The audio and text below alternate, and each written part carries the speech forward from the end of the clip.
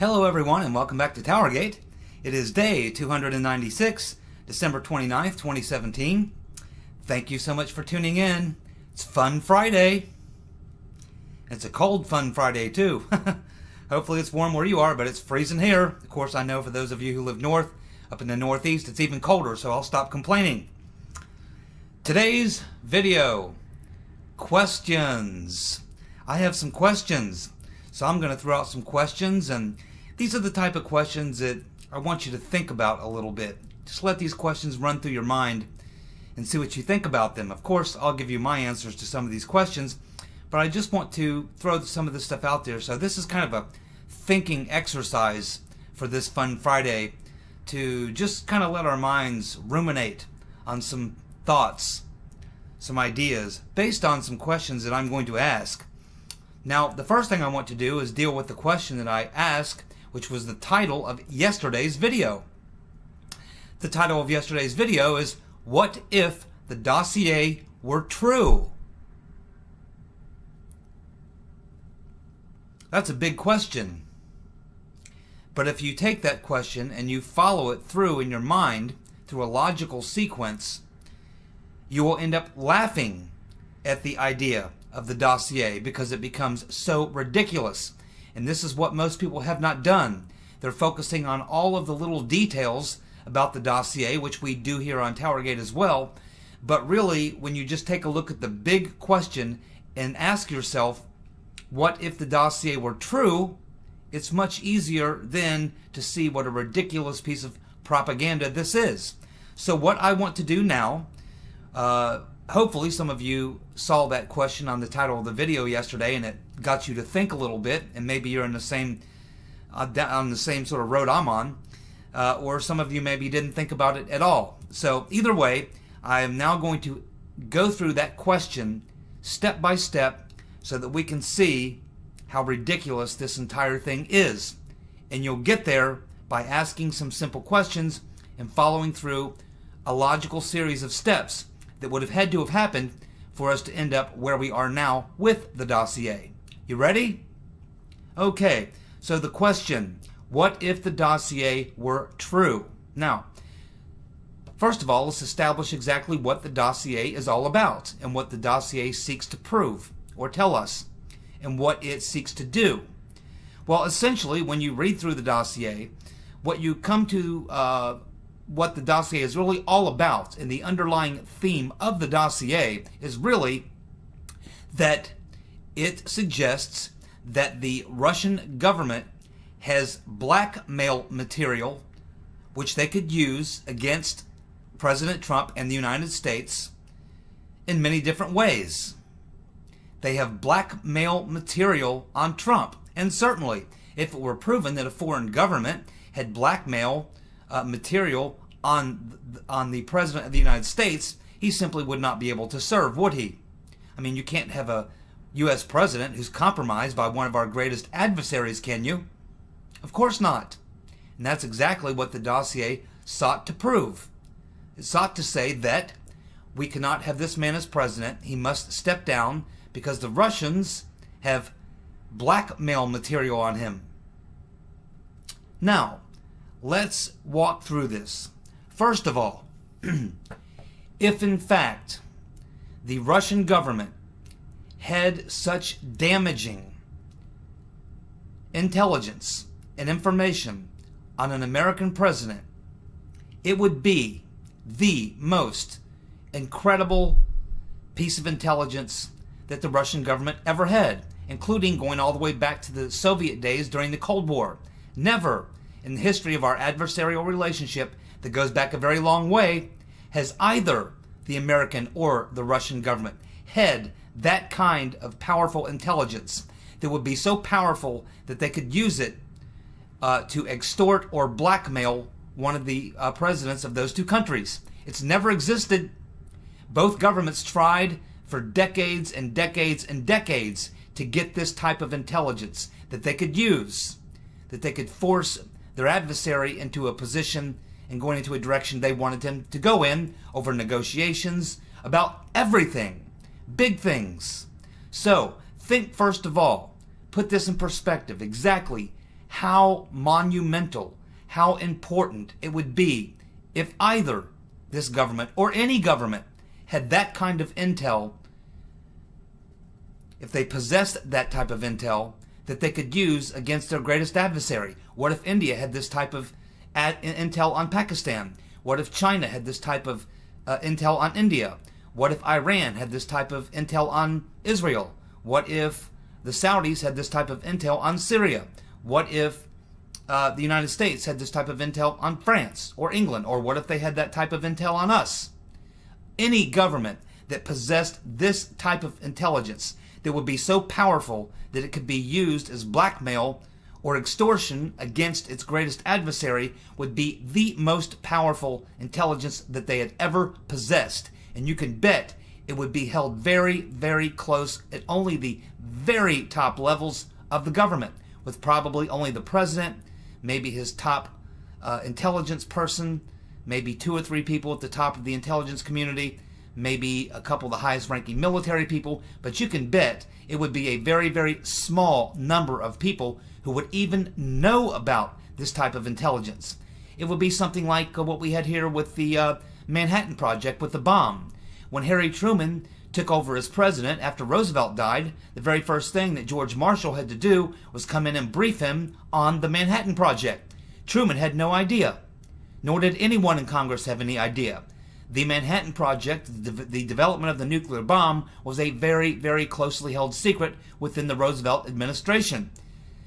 Only a few people knew in his administration. And of course, General Graves, who was running the operation out in White Sands, and of course we know about the massive security and surveillance that was on all of the scientists. They literally built a city out in the middle of the desert and put everything there because once they got them scientists there, they weren't allowed to leave. They had to get special permission, and when they did leave, they were followed every step of the way, everywhere they went, because this secret could not get out. Now, if you had, as a government, the type of intelligence, the type of information that could render your greatest adversary, that would render them into a position where they could not act, or they could be blackmailed, or espionage, or something like that used against them, you would have incredibly powerful intelligence. It would only be held within the various highest levels of the government, and it would be the most closely guarded secret ever. Ever. Yet, in this fairy tale, we are led to believe that this is exactly what the Russian government and Putin had on Trump, the most powerful piece of intelligence information which they could use to blackmail and possibly extort him throughout his presidency. This is what the dossier wants to tell us.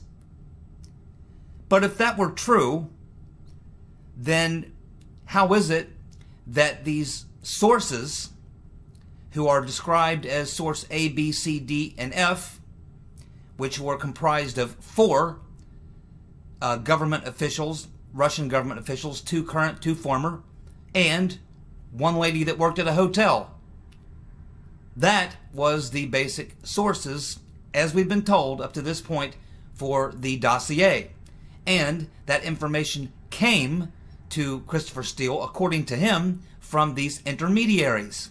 So what we would have to believe is that the most highly classified, most closely held, most powerful secret that the Russian government has ever had on an American president, on the American government, was casually given to some intermediaries. We don't even know who these people were. So what did they do? Go up to these current and former government Russian officials and say, yeah, we've been given a finder's fee if we can dig up some dirt on President Trump over in the U.S. You guys got anything? And they go, sure. Ah, we got the goods, man. We got it all. Get out your notebook and your pen, and we'll give it to you right now. We'll drop everything we got. And then, once they give it to the intermediaries go to Christopher Steele because they just know that he's just been given a $168,000 contract to dig up some dirt on Trump. And so they stroll on over to Orbis, walk into Christopher Steele's office and say, hey, we're the intermediaries. We just spoke with 4 former and current government officials from Russia, and they've given us a big scoop that might really help your research. How about this?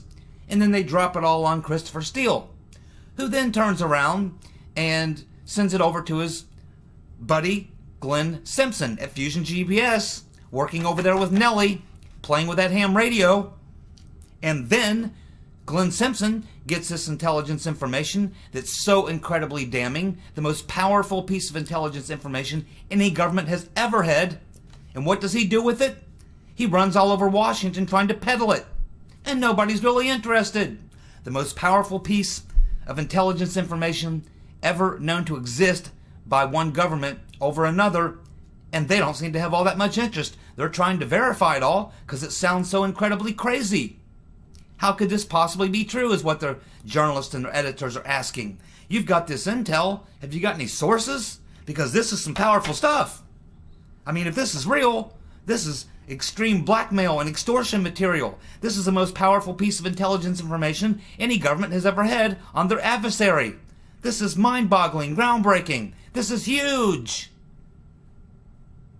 And then, of course, the whole time it's being passed along to the FBI. The CIA is passing along. Brennan's over there whispering in Brennan's ear. Brennan's whispering in McCain's ear and Harry Reid's ear. He's pummeling it over to the FBI. They're all kicking it around. The most powerful piece of intelligence ever, and they're playing around with it, putting together dossiers, getting FISAs to spy on Trump. Screw Trump! It doesn't matter at this point. If you're sitting on the most powerful piece of classified high intel information the Russian government has ever had on the U.S. government or on the American president, and you're kicking around trying to get some wiretaps? I mean, this is insanity. Now let's look at it from another angle. If you are one of them 4 Russians who were former or current government officials, and you were even had this intelligence, remember, these were, typical like mid-level Russian politicians, served in the bureaucracy, 2 former, 2 current, probably would never even get close to this type of powerful intelligence information. This is not stuff that you just talk about. This information will be so closely held at the highest levels of the Russian government, it would never make it down to any lower levels. Probably this type of information would be known by less than 10 people. And so, if that information got out, believe me, just as soon as the Russian government found out that their most powerful secret, the most powerful piece of intelligence they ever possessed, was now leaked out somewhere, believe me, the Russian special police would be all over it. They would be finding the people who leaked it, and it wouldn't be hard because only a very few people knew about it. But as soon as they found those guys, believe me, they will be rounded up, they will be thrown into a van, they will be taken to some place, and they will be interrogated for weeks and weeks and weeks, tortured and beaten to death. They would give them blood transfusions to keep them alive for their next beating. They would make sure that they got every bit of information out of these guys to find out who they passed that information to. So if that's these 4 Russians, they would say, well, it was these intermediaries. These intermediaries, I give it to them. Well, who were they? Well, it was this guy and this guy and this guy. They'd go find them, and they'd do the same thing to them. And once they got to them, and they would torture them and get that out of them, they would find themselves over at Orbis. They're with Christopher Steele. Now, Christopher Steele was a Russian expert. He was in Moscow as the head spy in Moscow. He knows all about the Russian secret police, and he knows exactly how incredibly dangerous it would be for him to even get this information. If you're Christopher Steele and these guys walk into your office and say, yeah, we got the most incredible, most powerful intelligence information that the Russian government has ever had. It's going to be blackmail material to use on the president. This is real powerful stuff. Christopher Steele would probably say, holy shit, get out of my office. Leave. I don't want to know. Don't tell me anything. Run. Get out of here. I don't want to know. Because just possessing this type of information will get you picked up by the Russian police, and believe me, they will get it out of you. They will get it out of you. They have tortures you could never even believe. Asked Mr. Magnitsky. So, this is what we're led to believe, though, that Christopher Steele got the information. Yeah, I think I'll just pass this all around, and pretty soon when it becomes known that I was the guy that passed this on, no big deal. Right. Christopher Steele would know even possessing this information would be essentially a death sentence, especially if you passed it on, which is exactly what we're told he did, to his buddy in Washington, D.C., Glenn Simpson, who then gets this information. Also a guy who's pretty up on Russia. He covered it as a journalist for a very long time. His company is essentially a CIA contractor. He is probably CIA. He's appeared in various conferences and been involved with the CIA. He's served on a couple boards with individuals who participate in events with the CIA dealing with international crime. Glenn Simpson knows about the Russian mafia, knows about the Russian mob, knows about the Russian special police, knows about Putin and the Russian government, knows about Mr. Magnitsky, knows about many, many other Russian high-level people who've been, deep sixed because of what they knew or what they said or what they leaked. That's how it works in Russia, my friends. You leak something that you're not supposed to leak, and Putin, he makes you disappear. Makes you wish you'd disappear. So we're led to believe that Glenn Simpson then gets this incredible information that he would know in his position is incredibly powerful type of intelligence information that could be used to blackmail the president, that could be used to have incredible effects on the relationship, on policy, and everything else. And what would Glenn Simpson do with it? He tries to spread it all over Washington, D.C. And then these journalists, veteran journalists and editors at all these papers, the Washington Post, the New York Times, and all these, who also are pretty smart people, who do know exactly what that would be that they would have in their hands, that they would be holding. So, this is the folly of this entire story, that we would have this most powerful piece of high-level intelligence, way, way above top secret, because it's intelligence that the Russian government could use to extort or blackmail an American president. My friends, that is epic type of intelligence that no government that I'm aware of has ever had on their adversary, especially between the U.S. and the Russians. Going back all those years to the Cold War, never did we ever have that, but they would love to have had something like that, but never could and never did, and they still haven't. But yet, we're told that this is exactly what this is all about. This super high-level intelligence that could be used to blackmail or extort the president passed through all these channels, and not a single damn one of them had anything happen to him. Apparently, the Russian government wasn't bothered. Here they have the most powerful piece of intelligence that they've ever been able to collect in their entire history against their biggest adversary, the United States, and some guys, apparently from the Duma, leak it to some intermediaries who give it to Christopher Steele, who give it to GPS, who passes it to the media, who gives it to the FBI, who gives it to the CIA. It's all being passed around, this incredible piece of intelligence. Yet, no repercussions at all. Putin doesn't get the 5 or 10 guys who knew about it and torture the hell out of them to find out who talked. He doesn't look up these intermediaries and do the same to them. He doesn't pull Christopher Steele, throw him in a van, and take him and beat him senseless until he talks. Nothing happened to Glenn Simpson, and none of these guys were even afraid of this happening to them. They were out there spreading this information as far and wide as they possibly could, showing that they had no fear of repercussion for what they did. And believe me, if you went out and dropped the most closely held intelligence information of the Russian government and started passing it along all over the place, they would track you down. They would find out who you are. They would find out what you know and who you spread it to, who you passed it to, who you talked with, and believe me, there would be major repercussions.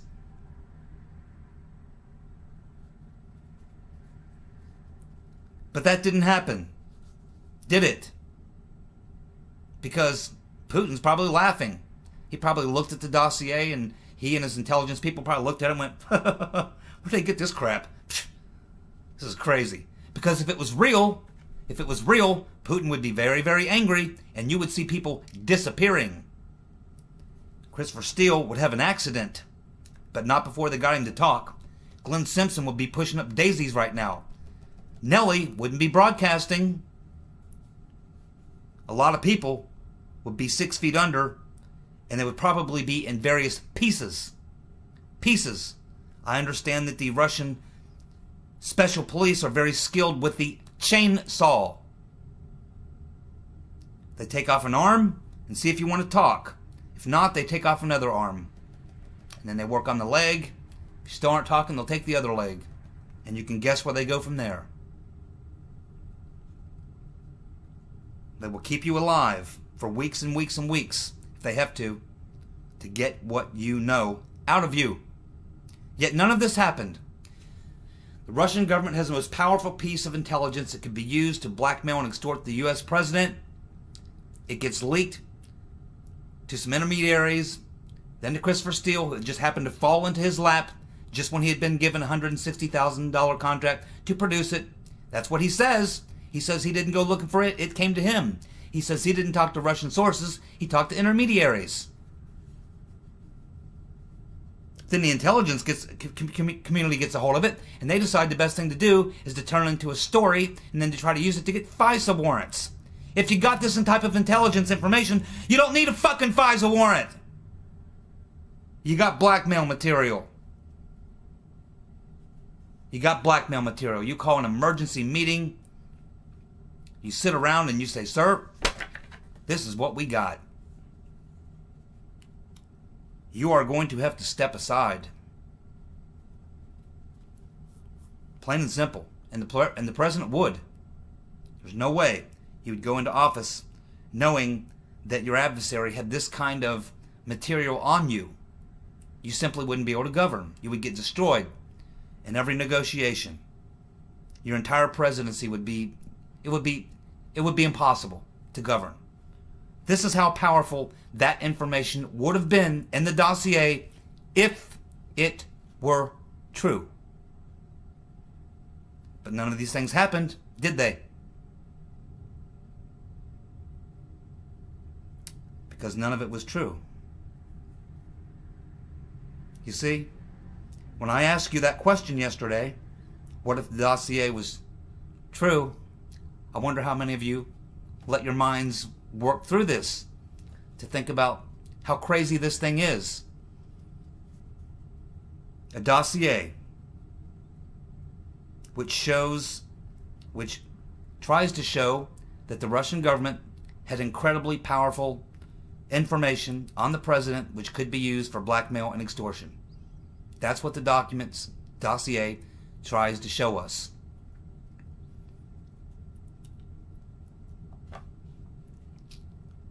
And obviously, if it were true, things would be a lot different right now, I can assure you. Things would be a lot different for a lot of people.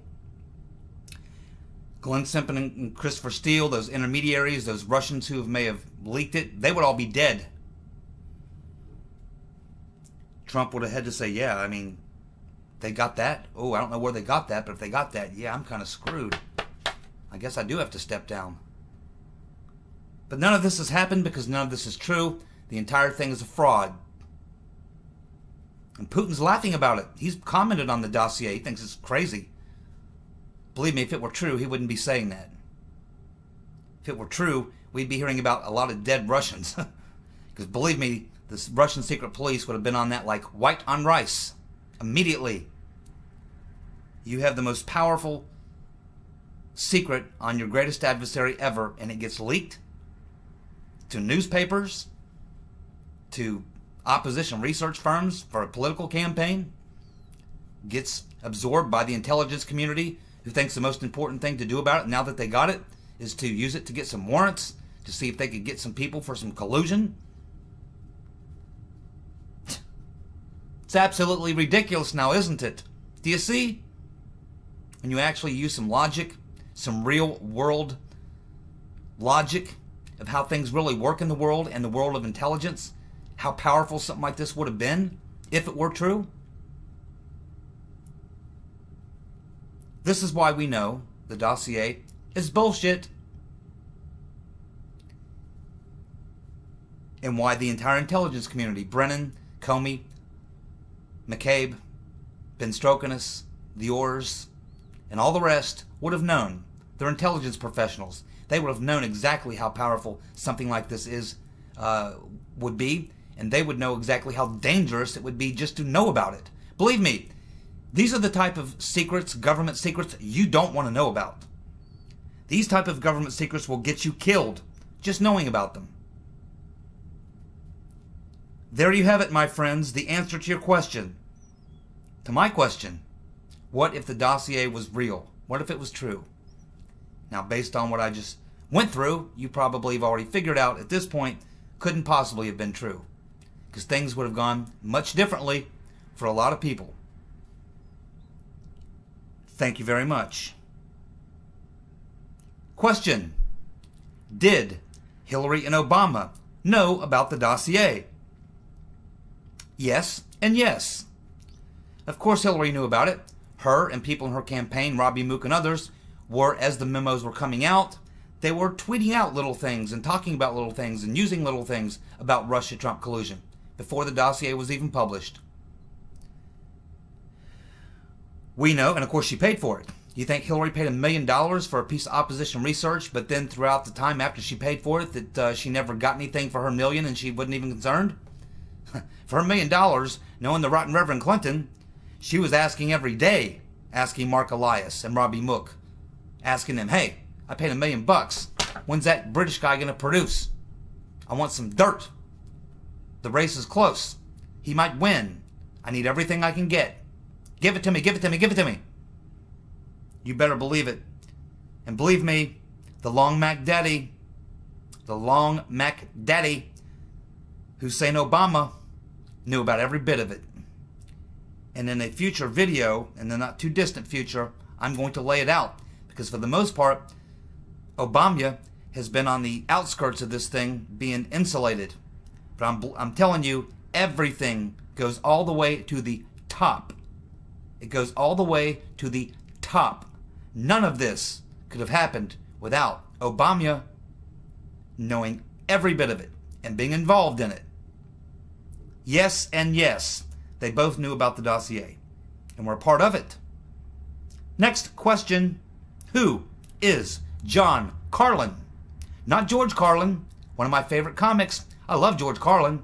Crazy as hell. Love George Carlin. Saw him at the UC Fieldhouse back in like 77. Now, let's see. John Carlin, the former head of the Justice Department at the National Security Division, left in 2016 right after the warrant was issued, the FISA warrant was issued to spy on Trump and his associates, which of course were later unmasked hundreds of times by people working directly under the Long Mac Daddy. Now, he is at an anti-Trump law firm. It is very likely that when the Congress finally gets a look at that FISA application for the warrant from the FBI, that it's going to be John Carlin who would have been the man who likely would have signed that warrant, which means he's on the hook. He's responsible. We're going to hear a lot of new names coming up in the future. Here's the question for you, because it is Fun Friday. Are you having fun? I am. Do you believe Andrew McCabe when he testified that he couldn't recall when he first learned that the rotten Reverend Clinton paid for the dossier? He was questioned, and when they asked him, do you remember when you first learned that the rotten Reverend Clinton paid for the dossier? I can't remember.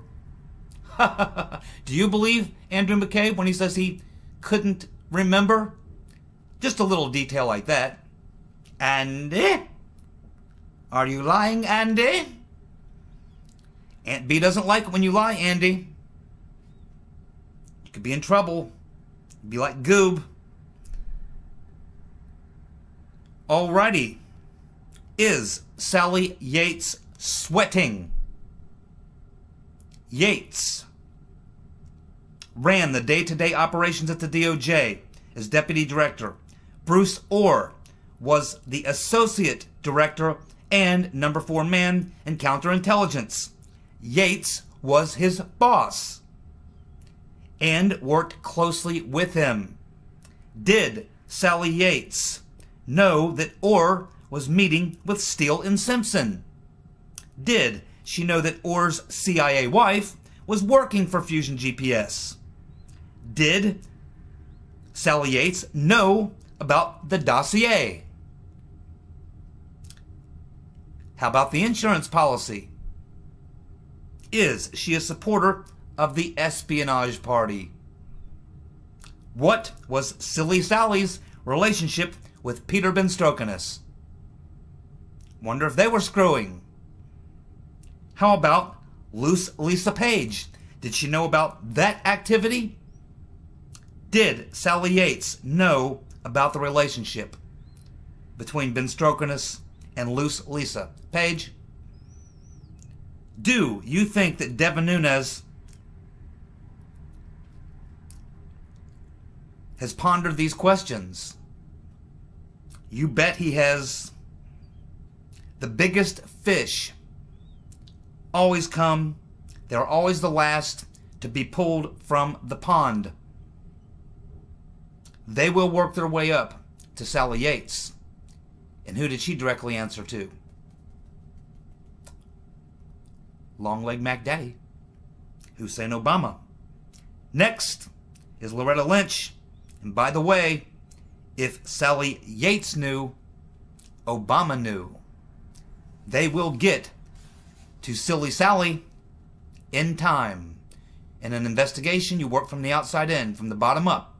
That's what they're doing. They are working their way up to the inside of the Obama administration, which would be Loretta Lynch, Sally Yates, James Comey,